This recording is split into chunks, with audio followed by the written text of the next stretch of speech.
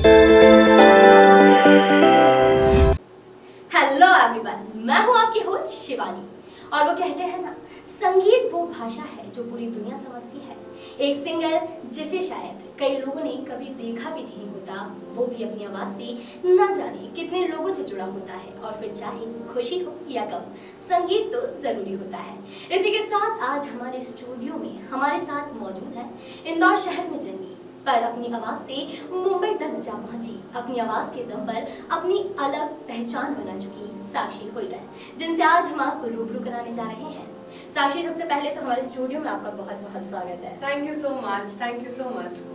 साक्षी, मैं आपसे चाहूंगी कि आप हमारे दर्शकों को अपनी लाइफ की जर्नी के बारे में बताएं, क्योंकि कई लोग हैं इंदौर शहर में जो आपको जानते हैं, और इंदौर में ही नहीं पूरे मध्य प्रदेश में और पूरे देश में भी अब धीरे धीरे लोग जानने लगे। आपकी काफी लोग, आपकी फैन फॉलोइंग काफी बढ़ रही है। तो मैं चाहूंगी कि आप लोगों को अपनी जर्नी के बारे में बताएं कि कैसे आप एक इंदौर शहर में स्कूल में पढ़ने वाली लड़की कैसे अचानक सिंगर बन गई। सो एक्चुअली मैं 6-7 साल की थी, तब से ही मैंने सिंगिंग स्टार्ट की थी, सीखना स्टार्ट किया था जी।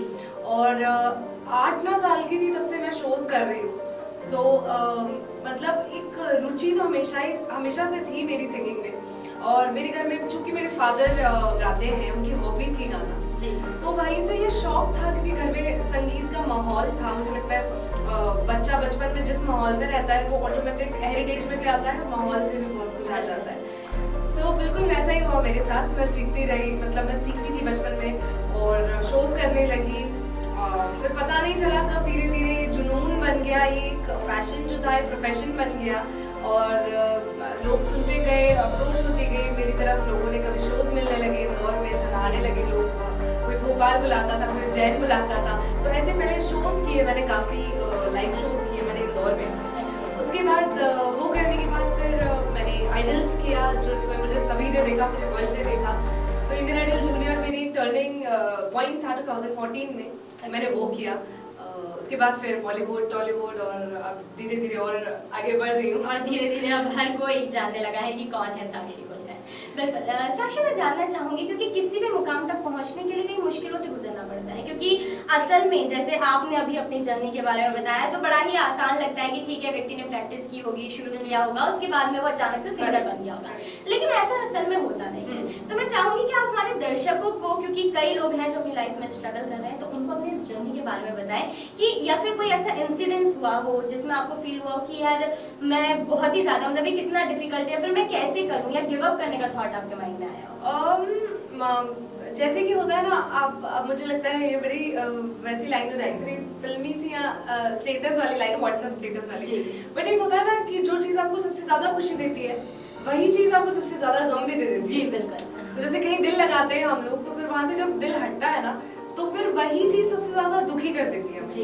सो बिल्कुल इंडियन आइडल में मेरे साथ यही हुआ था कि मैंने बहुत दिल लगाया था इंडियन आइडल से कि वाओ, और उसी ने मुझे मतलब एक बहुत बड़ी पहचान दे दी थी उस टाइम पर। जी। एक टेम्पररी फेम मिली थी मुझे वहाँ 2014 में। लेकिन फिर जब वहाँ से मैं निकली, जो एक वो पॉइंट था जब मुझे ये फेस करना पड़ा कि अब क्योंकि अब शो मैं जीती नहीं, मैं शो, तो एक पॉइंट आता है जब हर कंटेस्टेंट को निकलना होता है शो से। जी बिल्कुल। तो सिर्फ वो एक होता है जो जीत जाता है, लेकिन बाकी तो कभी ना कभी निकलते ही हैं। तो जब एपिसोड्स करने के बाद जब ये फैसला सुनाया गया कि चलो अभी इस बार नहीं हो पाया वोट्स के कारण या जो भी रीजन था, तो मुझे बड़ा दुख हुआ उस टाइम। और मुझे ऐसा लगा कि यार शिट, सारी चीज़ें मतलब दुखी सी अजीब फील होने लगती है।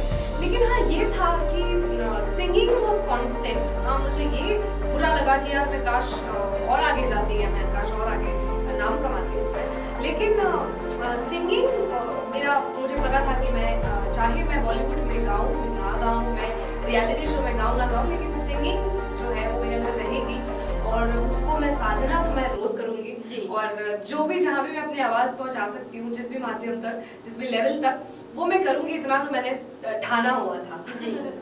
तो कहीं ना कहीं वो जो एक मतलब हम कह सकते हैं कि व्यक्ति टूट जाता है कि यार मैं ये कर नहीं पाई, तो शायद अब मैं कर पाऊंगी, नहीं कर पाऊंगी, और बहुत सारे थॉट्स माइंड में आते हैं। कई लोग ऐसे ही टाइम पे खुद को संभाल भी नहीं पाते। आपने ये सोचा कि मैं करते रहूंगी, वो भी एक बड़ी चीज़ है, क्योंकि कई लोग गिव अप कर देते लाइफ में। उन्हें लगता है कि यार ये नहीं हो पाएगा, मतलब ये मेरा करियर नहीं है, या फिर मैं इसे फ्यूचर में नहीं ले जा पाऊंगी, तो वो लोग जॉब करना है फिर कुछ और स्टार्ट कर देते हैं। बट ये ये काफी अच्छा है कि आपने उस चीज को साथ लेके चला और आपने उसे छोड़ा नहीं, क्योंकि अगर आज आप उसे छोड़ चुकी होती तो जो आज है यहाँ तक का नहीं खूबसूरत होता। सफर हम आपको बता नहीं रहे जी होते। बिल्कुल। वहीं आपके सफर में सबसे महत्वपूर्ण योगदान किसका रहा? क्योंकि कहीं ना कहीं कई बार जब हम कोई आर्टिस्टिक फील्ड चूज करते हैं या फिर हमें लगता है कि हम कुछ हमारा जो आर्ट है वो हम लोगों तक पहुंचाए, तब कई बार बहुत फैमिलीज में ऐसा होता है कि पेरेंट्स बोलते हैं कि गा के क्या करोगे या डांस करके क्या करोगे, या फिर कुछ लोग पेंटिंग्स और बहुत सारे डिफरेंट टाइप की चीजें करते हैं, तो लोगों का कहना होता है कि इसकी क्या जरूरत है, तुम इसकी जगह पढ़ के भी कुछ कर सकते हो।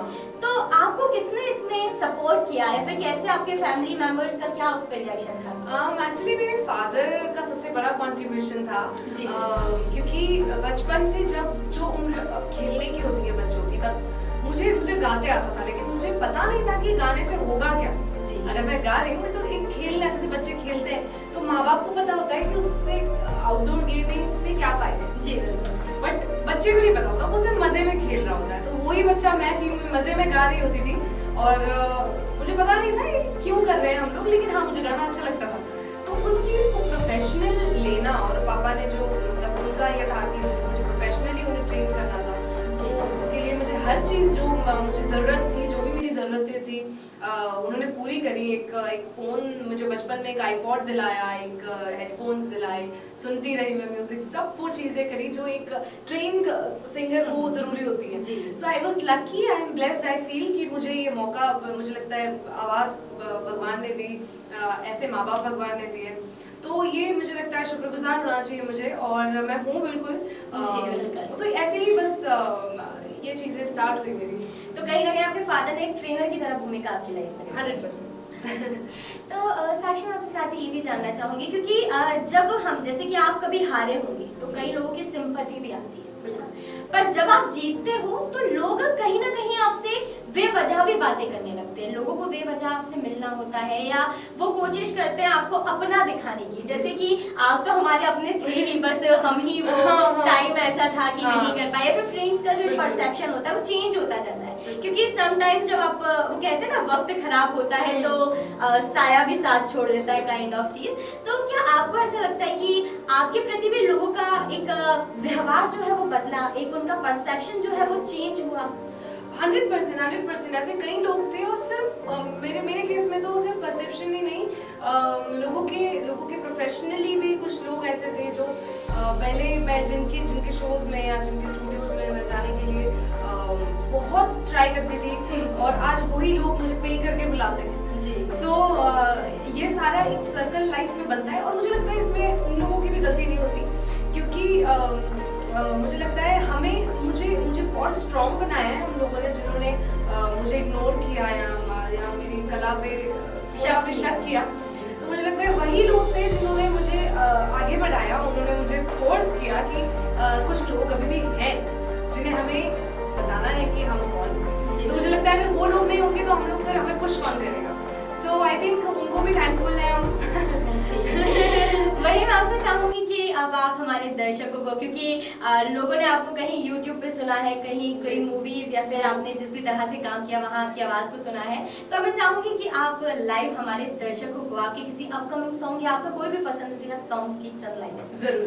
सो रिसेंटली जो मेरा सबसे बहुत अच्छा सॉन्ग रिसेंटली रिलीज हुआ है सिद्धार्थ मल्होत्रा के ऊपर, जो जी म्यूजिक कंपनी से रिलीज हुआ है कुछ दिन पहले, अभी काफी व्यूज क्रॉस कर रहा है। सनी इंदर जी ने उसका म्यूजिक कंपोज किया है और कुमार सर ने लिरिक्स लिखे, तो मैं आपके लिए ये सॉन्ग लाइव गाती हूँ। टूट गया यारियां बेवजह, यहाँ है वजह कोई, टूटे दिल जोड़न दे, दस दे खुदा क्या है दुआ, ओनू ता पता नहीं ओता छड़ के गया, ले क्या मेरी जान,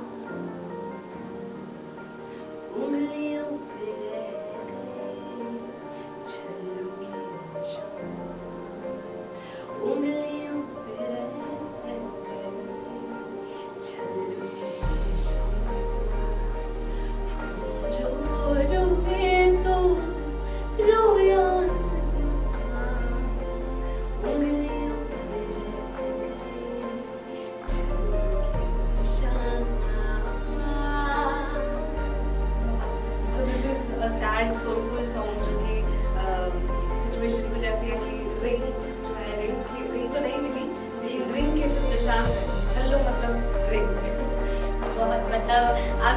आवाज ही कुछ ऐसी है कि जो सुने बस सुनता रह जाए। शायद इसलिए ही दर्शकों ने भी और जितने भी लोगों ने आपके साथ काम किया उन्होंने आपको आगे बढ़ाने में भी आपकी हेल्प की। शायद इसलिए आपके पेरेंट्स को आप पे इतना भरोसा था। अच्छा, वहीं हमने ये भी सुना है कि आपका भी परिणीति चोपड़ा के ऊपर भी कुछ आपने नई चीज आप लेकर आई हैं, तो उसके बारे में भी आप हमारे दर्शकों को कुछ बताएं। और उसमें भी आपकी आवाज जो लोगों ने सुनी और जिसके बारे में हमने सुना वो काफी दिल को छू जाने वाली है, तो मैं चाहूंगी कि आप हमारे दर्शकों को उसके बारे में जरूर। बताएं। एक्चुअली 26 फेब को ही रिलीज हुई है film the girl on the train, जिसमें अभी वर्ल्ड में एक्चुअली वो फर्स्ट नंबर पर ट्रेंडिंग कर रही है। ओके। सो उसमें मेरा एक सॉन्ग है जो वेडिंग सॉन्ग है मेरा। आप सभी ने सुना होगा फिल्म, जिन्होंने भी देखी है। तो मैं आपके लिए कुछ 2 लाइन्स उसकी सुनाती हूँ जी। मैं तेरी रानी तू मेरा किंग ओए, लेके तू आया जो पानी रिंग ओए। मैं तेरी रानी तू मेरा किंग ओए, लेके तू आया जो पानी रिंग ओए। माही मेरा रांझा मैं हीर बन जावा, मैं हीर बन जावा। बना के परांदा मैं कुत्ते विच लावा, ते नचदी जावा। सो इस पर परिणीति जी ने बहुत प्यारी स्टेप्स की है, डांस किया है। तो जब मैं देख रही थी, क्योंकि मेरा एक सपना था बचपन से, मुझे लगता है किसी भी सिंगर का एक सपना होता है कि बॉलीवुड में जाए, एक एस्टेब्लिश बड़ी अच्छी हीरोइन, ब्यूटीफुल हीरोइन के ऊपर साड़ी लहराए और वो होता है ना, डेब्यू करे। सो this is I am very happy and lucky, I feel blessed कि इस मूवी का मैं पार्ट हूँ। और एक और सॉन्ग है जो मैंने गाया है, मतलब ही आ गया, जो कि नेहा कक्कड़ के साथ मेरे एडिशनल वोकल्स हैं। सो मतलब ही आ गया बहुत अच्छा सॉन्ग है, विपिन पटवा जी ने इसको कंपोज किया है। मैं आपको सुनाती हूँ कुछ लाइन्स जी। सो दिस इज नाउ, उसी फिल्म में एक तो हैप्पी सॉन्ग है और एक ये बहुत ही सैड और टूटा हुआ दिल हो जाता है वो वाला गाना है। सो मैं सुनाती हूँ। क्यों बीच में ये दीवारें बढ़ने लगी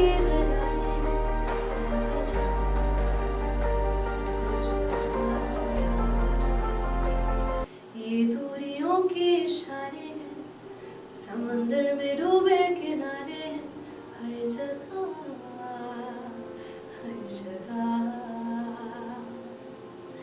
सोई नजर में 100 दर्द जागे, बिखरती गई मैं जोड़े जोड़े धागे। हारियां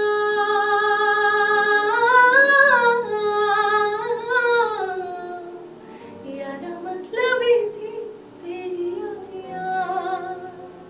यारियां, यारा मतलब ही थी तेरी यारियां। आपकी आवाज बस क्या कहें क्योंकि जब आप गाती हैं और मैंने पहली बार आपको लाइव सुना और मेरे कई दर्शकों ने भी आपको पहली बार ही लाइव सुना होगा और सुन के लगता है कि बस ये क्या कह गए आपकी आवाज़। और मैं हमारे दर्शकों से भी यही चाहूँगी कि ये जो सारे गाने आज साक्षी ने यहाँ गाए वो कहीं ना कहीं आपको भी आपसे कहीं ना कहीं आपकी लाइफ में कुछ ऐसा चल रहा होगा। अगर आप बहुत खुश होंगे तो भी आप वही गाने सुनेंगे और अगर आप थोड़ा सा डिप्रेस फील कर रहे हैं तो आप शायद इन गानों का सहारा ले सकते हैं क्योंकि आपकी जो आवाज़ है वो लाखों दिलों तक पहुंचने वाली आवाज़ है और कहीं ना कहीं हमारे दर्शकों को भी ये पसंद जरूर आई होगी।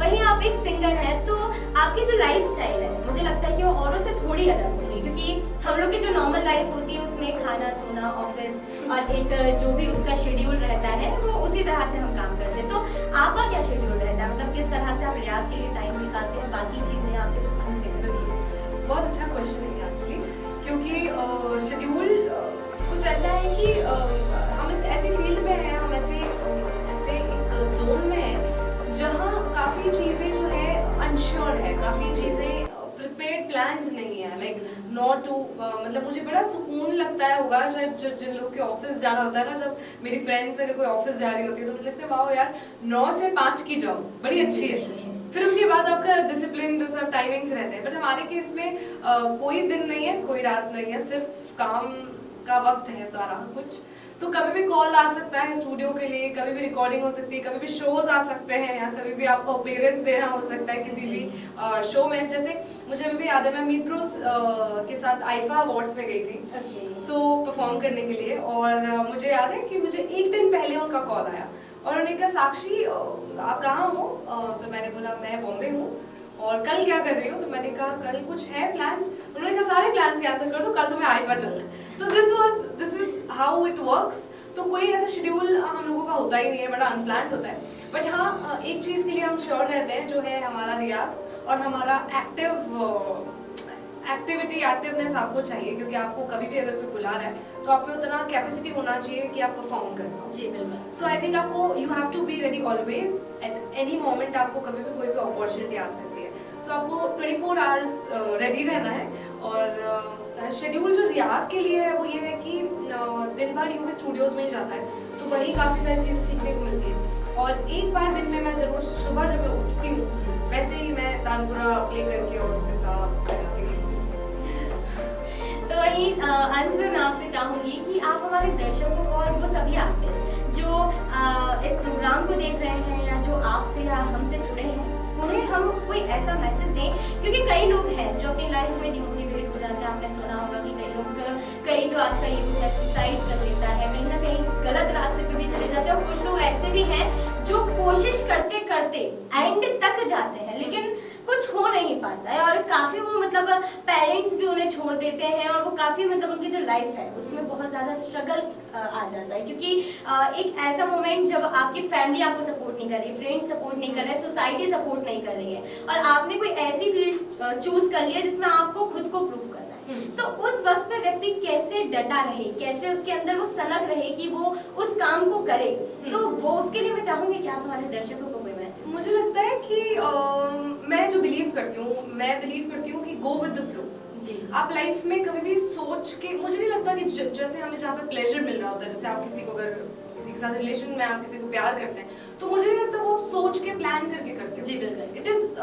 It just flows out of you, आपके अंदर से सिर्फ वो चीज़ें, वो इमोशंस आते जाते हैं और आप उस चीज़ के लिए कुछ भी करने के लिए तैयार हो जाते हो। तो मुझे लगता है अगर आप जेन्युइनली अगर आप प्यार, मुझे लगता है यूथ में आजकल क्या हो गया है कि फेम को पाना चाहते हैं सबको इंस्टाग्राम फॉलोअर्स चाहिए, सबको यूट्यूब पे सब्सक्राइबर्स चाहिए, सबको ये चाहिए, सारी चीज़ें, सारा कुछ चाहिए। लेकिन जो मेन है वो ये है कि आपको आपका काम से प्यार होना चाहिए। जब आपको आपके काम से प्यार है, जैसे मुझे हमेशा से संगीत से प्यार था, ना कि सारी चीज़ों से कि मुझे ये मिले वो मिले। हाँ, ऑब्वियसली उम्मीद है, मुझे नाम करना है, अपनी आवाज़ को पहुँचाना है सब तक, लेकिन जो मेरा संगीत के साथ प्यार है वो हमेशा ऐसे ही रहेगा, उसमें ये सारी चीज़ें बीच में नहीं आ सकती। तो मुझे लगता है वैसे ही आपको उससे प्यार होना चाहिए, उस चीज़ से जुनून होना चाहिए आपको पाने का उस चीज़ को, तो आपको फिर दुनिया की कोई ताकत रोक नहीं सकती उस चीज़ को पाने से। और ये मुझे लगता है सबसे अच्छा मंत्र सक्सेस का यही है कि आप मेहनत करो, प्यार करो अपनी चीज़ से, उसके लिए समर्पित हो जाओ, तो वो चीज़ आपके पास खुद चल के आएगी। जी, कैसे भी आएगी। जैसे आपने भी कभी ना कभी लाइफ में आप डिमोटिवेट हुए होंगे, लेकिन आप खड़े रहे कि नहीं, मुझे म्यूजिक नहीं छोड़ना है, मुझे म्यूजिक के साथ रहना है, वो कैसे भी रहना है। बिल्कुल। साक्षी, मुझे उम्मीद है कि हमारे दर्शकों को आपसे मिलकर कहीं ना कहीं कई चीज़ें सीखने को मिली होंगी, क्योंकि जब हम टीवी के पीछे या फिर कहीं ना हम आवाज़ किसी की सुनते हैं तो हम यही सोचते हैं कि यार कौन होगा, क्या होगा, मतलब एक कोई पर्सन होगा, शायद सीखा होगा, कहीं से जीत के चला गया। और आजकल तो चीज़ें काफ़ी वैसी चल रही हैं, मतलब फ्लो जो है चीज़ों का चेंज हो गया है, सिर्फ मेहनत करने वालों को प्लेटफॉर्म मिले ऐसा ज़रूरी नहीं है। तो ऐसे टाइम पे हर किसी का एक परसेप्शन होता है, हर कोई हर तरह से अलग अलग तरह से चीज़ों को सोचता है। तो वहीं आपसे भी बात करके हमारे दर्शकों को कहीं ना कहीं कुछ अच्छी एक उनको सोच मिली होगी, कहीं ना कहीं वो कुछ नया सीख पाए होंगे, आज वो भी जान पाए होंगे, जो लोग सिंगिंग में इंटरेस्टेड हैं उन्हें भी काफ़ी फायदा होगा। इसी के साथ साक्षी, आपका बहुत बहुत धन्यवाद जो आप हमारे स्टूडियो में आई, साथ ही मेरे और हमारे दर्शकों की ओर से आपको ऑल द बेस्ट कि आप करियर में और भी आगे मेहनत कर पाए, काम कर पाए। इसी के साथ मैं भी आप सभी से इजाजत चाहूंगी, तब तक के लिए बने रहिए हमारे साथ वॉइस ऑफ लाइट्स पर।